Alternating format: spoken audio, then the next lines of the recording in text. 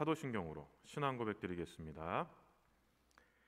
전능하사 천지를 만드신 하나님 아버지를 내가 믿사오며 그 외아들 우리 주 예수 그리스도를 믿사오니 이는 성령으로 잉태하사 동정녀 마리아에게 나시고 본디오 빌라도에게 고난을 받으사 십자가에 못 박혀 죽으시고 장사한 지 사흘 만에 죽은 자 가운데서 다시 살아나시며 하늘에 오르사 전능하신 하나님 우편에 앉아 계시다가 저리로서 산자와 죽은 자를 심판하러 오시리라. 성령을 믿사오며 거룩한 공예와 성도가 서로 교통하는 것과 죄를 사하여 주시는 것과 몸이 다시 사는 것과 영원히 사는 것을 믿사옵나이다. 아멘. 다 함께 찬양하겠습니다. 이 시간 주님과 함께하는 매일의 삶 가운데 돌아서지 않고 걸으신 그 십자가의 길을 바라보며 따라 걷는 우리가 되기를 결단하는 귀한 시간이 되기를 소망합니다. 함께 찬양할까요? 우리 함께 마음 다해 고백하기 원합니다. 박수치며 찬양할까요? 주님 뜻대로, 주님 뜻대로 살기로 했네. 주님 뜻대로 살기로 했네. 주님 뜻대로 살기로 했네.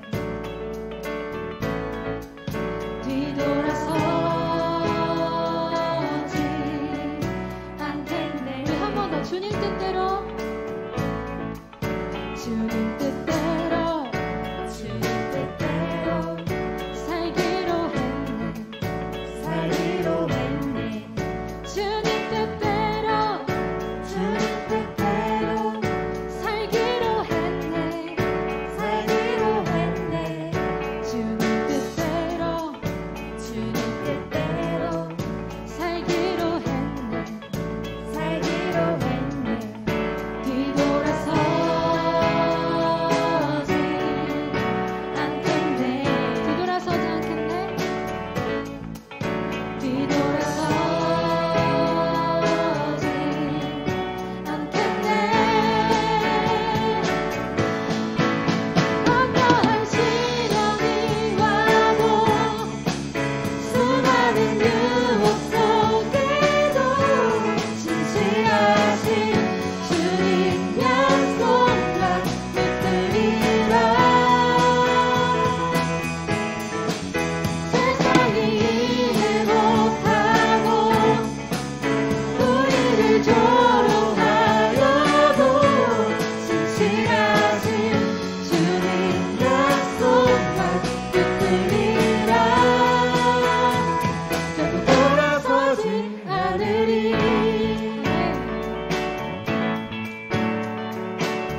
이 세상 사람, 이 세상 사람, 이 세상 사람 날 몰라줘도, 날 몰라줘도 이 세상 사람, 이 세상 사람 날 몰라줘도, 날 몰라줘도 이 세상 사람, 이 세상 사람 날 몰라줘도, 날 몰라줘도 뒤돌아서지 않겠네. 우리 한 번 더 세상 등지고 십자가 보내. 세상 등지고, 세상 등지고 십자가 보내. 십자가 보내. 세상 등지고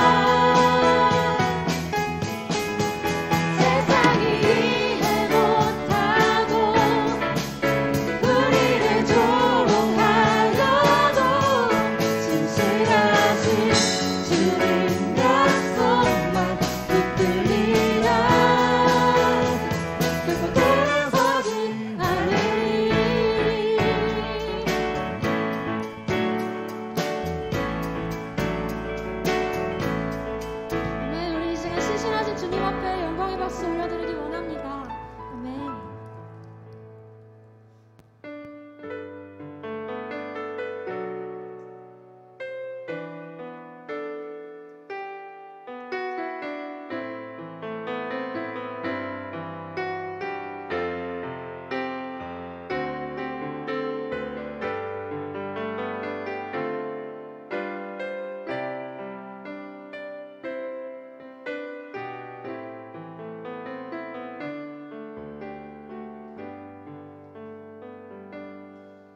주가 보이신 생명의 길, 나 주님과 함께 상한 마음을 들이며 주님 앞에 나가리. 내 의로움이 되신 주, 그 이름 예수, 나의 길이 되신 이름 예수. 나의 길 오직 그가 하시나니, 나를 단련하신 후에 내가 정금같이 나오리라. 주가 보이신 생명의 길, 나 주님과 함께 상한 마음을 들이며 주님 앞에 나가리. 내 의로움이 되신 주, 그 이름 예수, 나의 길이 되신 이름 네, 한 번 더 고백합시다. 주가 보이신 생명의 길, 나 주님과 함께 상한 마음을 들이며 주님 앞에 나가리. 나의 의로움이 되신 주, 그 이름 예수, 나의 길이 되신 이름 예수. 나의 길 오직 그가 하시나니, 나를 단련하신 후에 내가 정금같이 나오리라. 나의 길 오직 그가 하시나니, 나를 단련하신 후에 내가 정금같이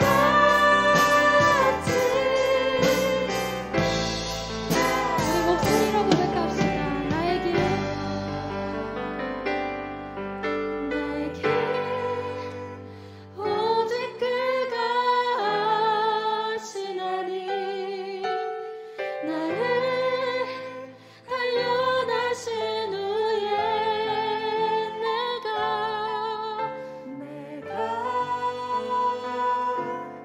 정금같이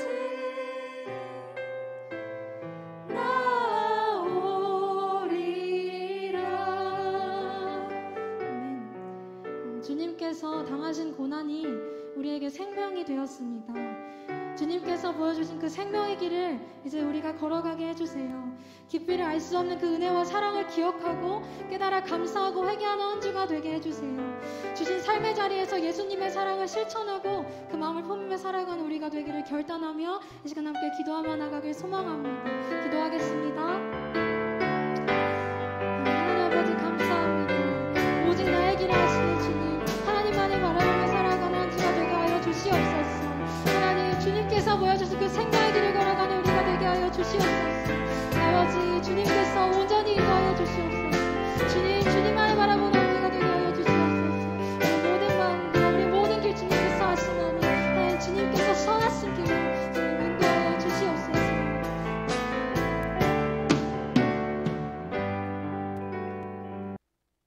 청년 기도해 주시겠습니다. 사랑의 하나님 감사합니다. 오늘도 이 자리에 함께 모여 예배하게 하시고 찬양하게 하시니 감사합니다. 먼저 지난 한 주간의 삶을 회개합니다. 저희는 늘 하나님 앞에서 결심하지만 너무 연약하여 또다시 죄 앞에서 넘어집니다. 연약한 저희를 긍휼히 여기시고 저희의 모든 죄를 용서하여 주세요. 죄의 무게를 알게 하시고 하나님의 말씀 따라 살도록 도와주세요. 너무 큰 죄책감 속에서 하나님의 용서를 잊지 않게 하여 주세요. 하나님, 오늘은 58주년 교회 설립 감사 예배로 드립니다. 먼저 58년 전 이 자리에 구리중앙교회를 세우시고 지금까지 인도하신 하나님께 감사합니다. 교회를 세우신 하나님의 뜻을 기억하여 저희 성도들과 청년들이 이 교회를 더 사랑과 진심으로 섬기도록 인도해 주세요. 구리중앙교회가 더 교회답게 하시고 예수님의 몸된 공동체임을 잊지 않게 해주세요.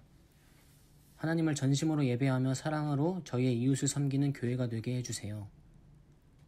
코로나로 인해 많은 사람들이 고통 가운데 있지만 모든 것을 주관하시는 하나님을 기억하게 해주세요. 각자의 삶이 어렵고 힘들지만 우리를 위하여 십자가를 지신 예수님을 따라 살도록 도와주세요. 구원받은 신자임을 알게 하시고 감당할 만한 시험만 주시는 은혜를 깨달아 알게 해주세요. 이제 말씀을 전하는 시간입니다. 말씀이 우리의 몸과 마음을 생명으로 충만하게 채우게 하시고 한 주간의 삶을 말씀이 인도할 수 있도록 역사해 주세요. 말씀을 전하시는 목사님께 힘을 더하시고 말씀을 듣는 저의 영을 열어주세요. 하나님 감사합니다. 사랑합니다. 오늘 모든 예배 순서를 주님께 맡깁니다. 이 모든 말씀 살아계신 우리 구주 예수 그리스도의 이름으로 기도드립니다. 아멘. 공걸령 청년 성경 봉독 해주시겠습니다. 성경 봉독하겠습니다. 말씀은 빌립보서 1장 19절에서 30절 말씀입니다. 이것이 너희의 간구와 예수 그리스도의 성령의 도우심으로 나를 구원에 이르게 할 줄 아는 고로 나의 간절한 기대와 소망을 따라 아무 일에든지 부끄러워하지 아니하고 지금도 전과 같이 온전히 담대하여 살든지 죽든지 내 몸에서 그리스도가 존귀하게 되게 하려 하나니 이는 내게 사는 것이 그리스도니 죽는 것도 유익함이라. 그러나 만일 육신으로 사는 이것이 내일의 열매일진데 무엇을 택해야 할는지 나는 알지 못하노라. 내가 그 둘 사이에 끼었으니 차라리 세상을 떠나서 그리스도와 함께 있는 것이 훨씬 더 좋은 일이라. 그렇게 하고 싶으나 내가 육신으로 있는 것이 너희를 위하여 더 유익하리라. 내가 살 것과 너희 믿음의 진보와 기쁨을 위하여 너희 무리와 함께 거할 이것을 확실히 아노니 내가 다시 너희와 같이 있으므로 그리스도 예수 안에서 너희 자랑이 나로 말미암아 풍성하게 하려 함이라. 오직 너희는 그리스도의 복음에 합당하게 생활하라. 이는 내가 너희에게 가 보나 떠나 있으나 너희가 한 마음으로 서서 한 뜻으로 복음의 신앙을 위하여 협력하는 것과 무슨 일에든지 대적하는 자들 때문에 두려워하지 아니하는 이 일을 듣고자 함이라. 이것이 그들에게는 멸망의 증거요 너희에게는 구원의 증거니 이는 하나님께로부터 난 것이라. 그리스도를 위하여 너희에게 은혜를 주신 것은 다만 그를 믿을 뿐 아니라 또한 그를 위하여 고난도 받게 하려 하심이라. 너희에게도 그와 같은 싸움이 있으니 너희가 내 안에서 본 바요 이제도 내 안에서 듣는 바니라. 아멘. 바울은 빌립보 교회를 향해 복음에 합당하게 생활하라고 권면했습니다. 27절입니다. 오직 너희는 그리스도의 복음에 합당하게 생활하라. 바울이 복음에 합당하게 생활하라고 권면한 이유가 무엇일까요? 오순절 성령 강림 사건 이후 성령의 충만함을 받은 베드로는 예수님의 십자가, 죽음과 부활, 곧 복음을 전했습니다.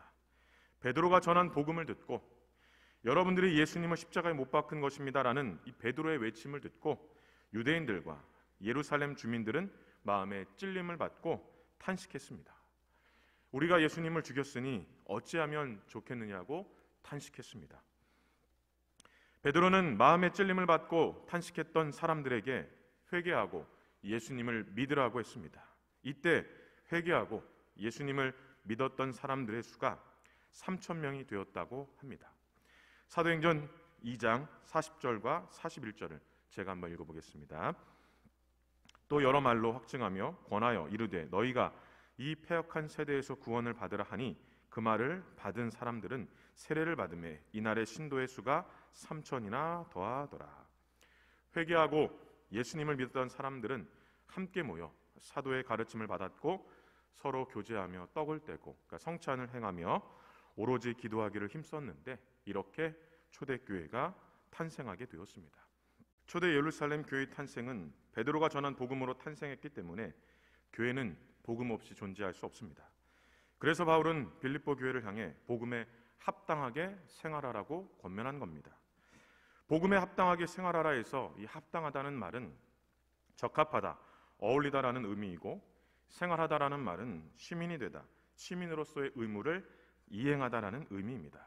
당시 이 시민으로 산다는 것은 시민으로서 특권을 누리는 것뿐만 아니라 의무를 다하는 것도 포함이 됩니다.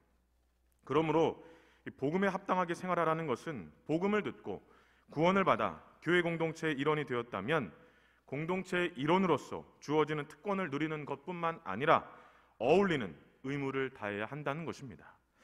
그러면 공동체의 일원이 되면 어떤 특권이 주어질까요? 사도의 가르침을 받는 것, 서로 교제하는 것, 성찬에 참여하는 것, 기도하는 것, 이런 특권이 주어집니다.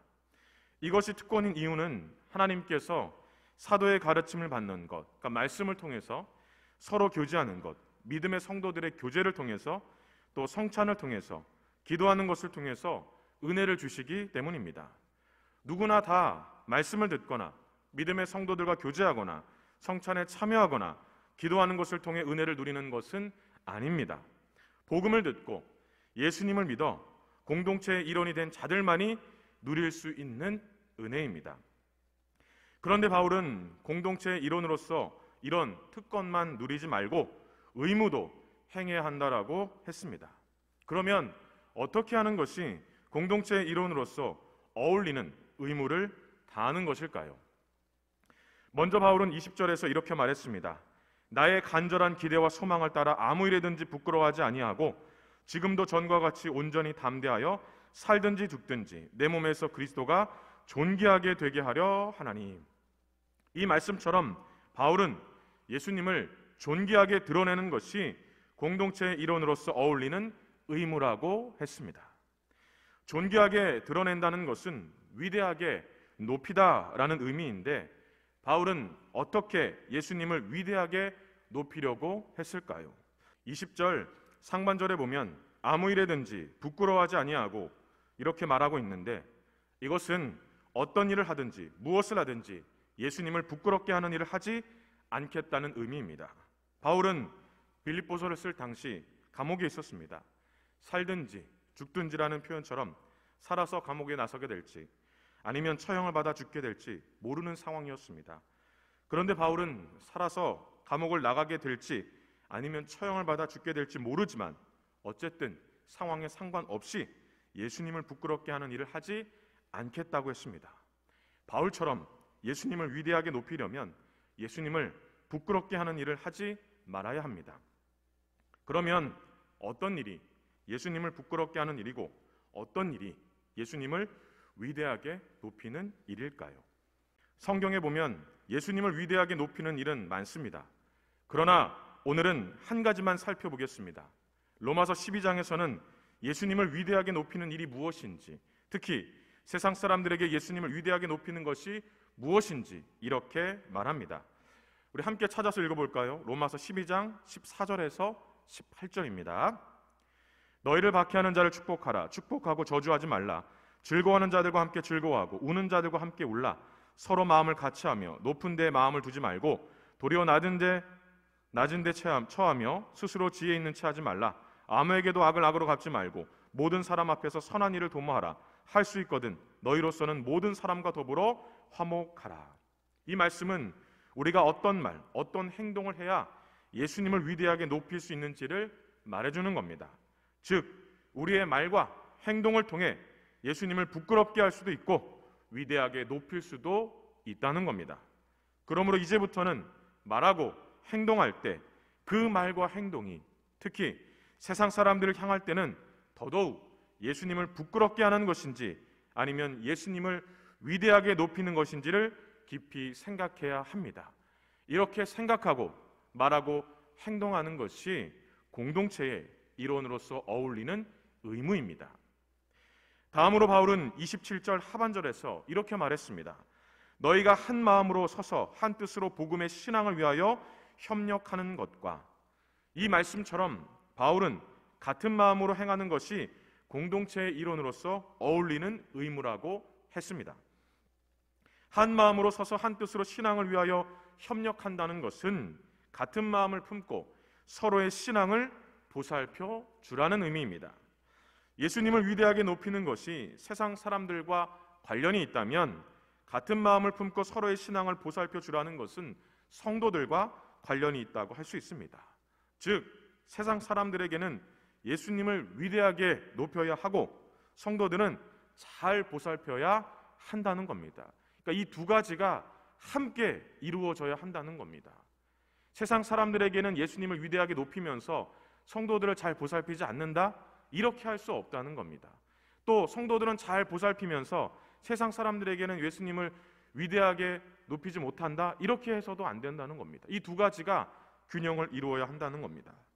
바울이 빌립보서를 쓸 당시 빌립보 교회 성도들은 서로를 잘 보살펴 주지 않았습니다. 오히려 서로를 정죄했습니다.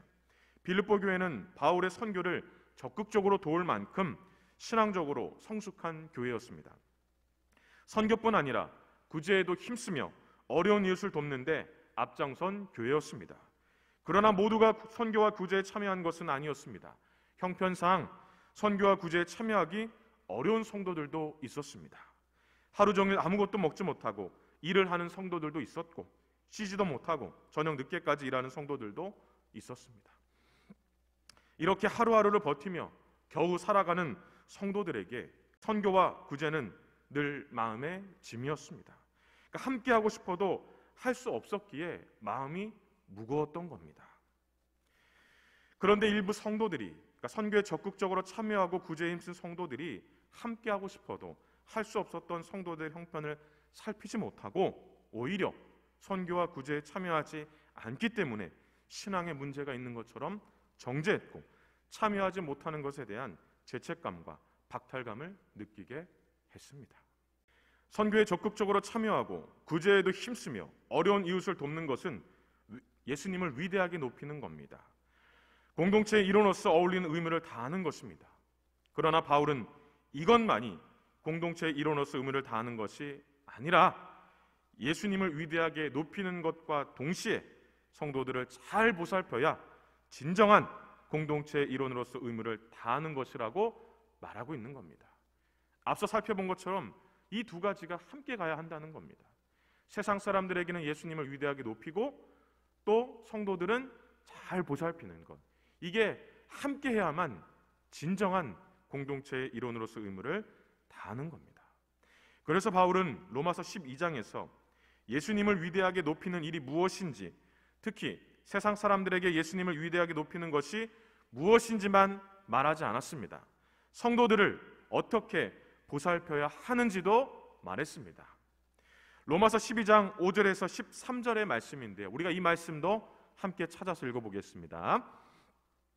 이와 같이 우리 많은 사람이 그리스도 안에서 한 몸이 되어 서로 지체가 되었느니라.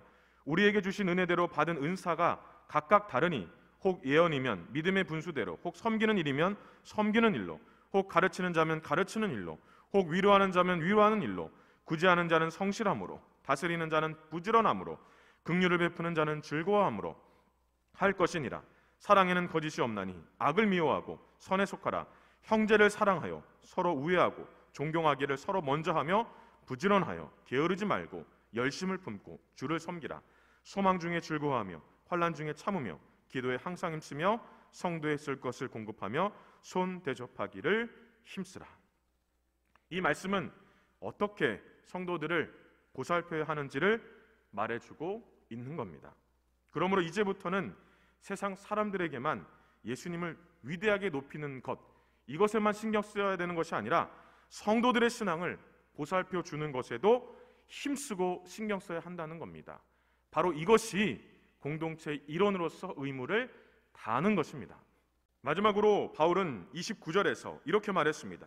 그리스도를 위하여 너희에게 은혜를 주신 것은 다만 그를 믿을 뿐 아니라 또한 그를 위하여 고난도 받게 하려 하심이라.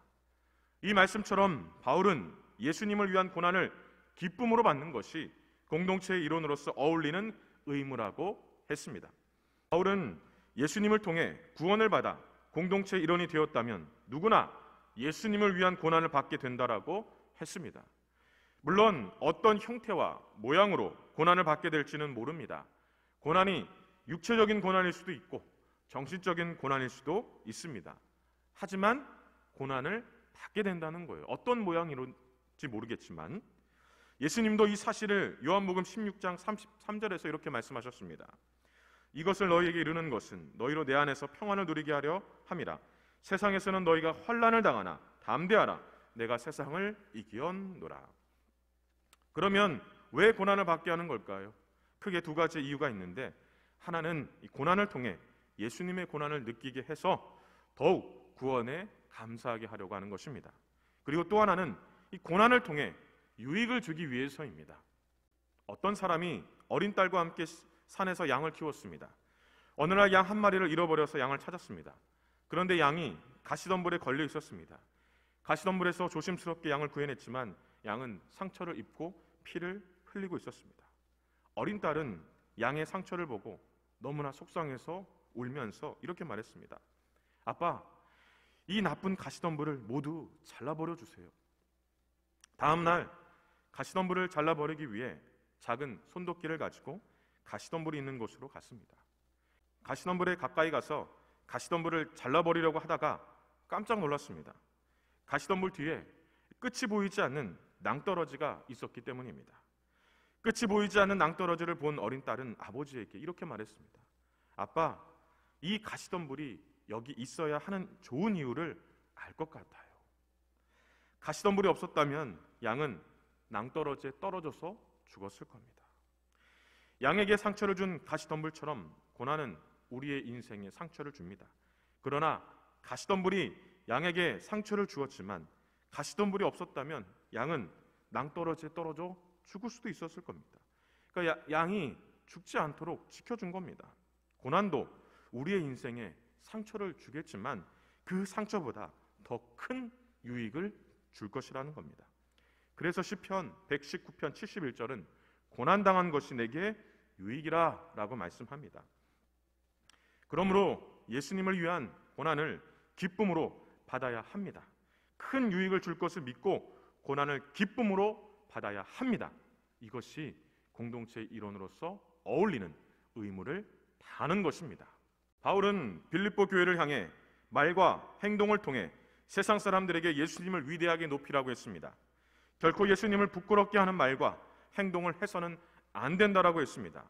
또한 성도들을 잘 보살피라고 했습니다.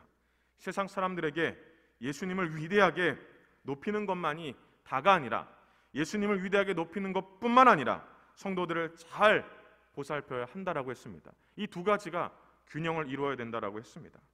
선교에 적극적으로 참여하고 어려운 이웃을 돕고 또 구제에 힘쓰는 성도들을 만약 보살피지 않는다면 이거 다시 잘라야 되겠다. 다시 잘라야 되네.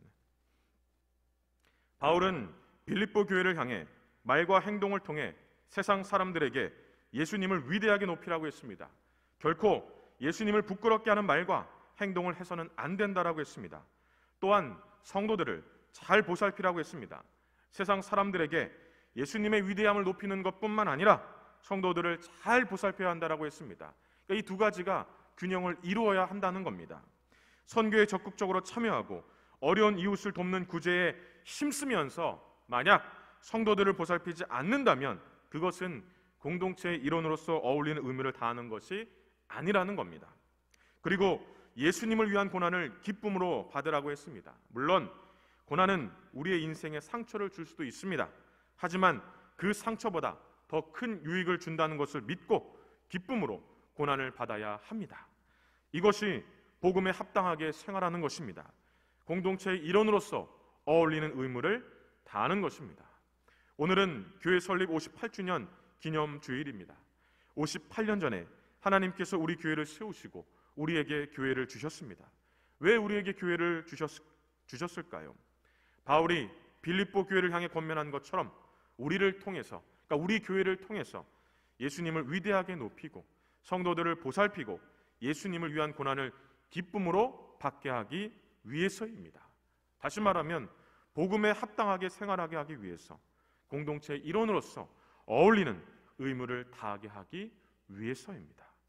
이렇게 할 때 마태복음 5장 16절에 보면 이와 같이 너희 빛이 사람 앞에 비치게 하여 그들로 너희 착한 행실을 보고 하늘에 계신 너희 아버지께 영광을 돌리게 하라라는 말씀처럼 하나님은 영광을 받으실 겁니다.